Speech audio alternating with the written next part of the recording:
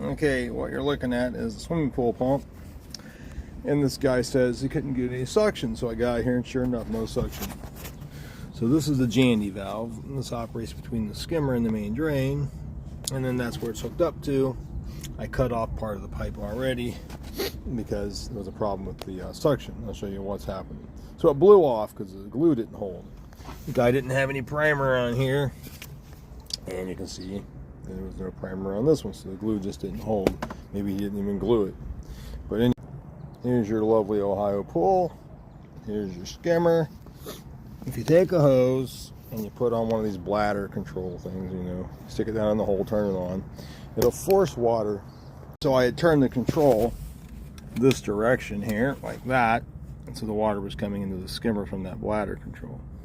So okay, so it's forcing water in here.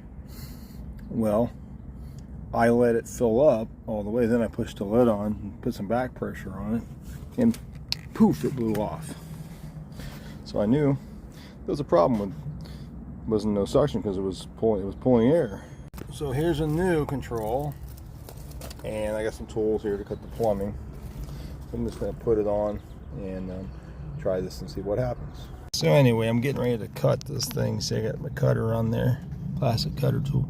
It's about the same height as the other one. That's really where I want to be on this thing. I think it'll work out good. Okay, so here's the problem I ran into. This fitting here goes inside. It's called a street. It's actually 22 and a half, inch and a half.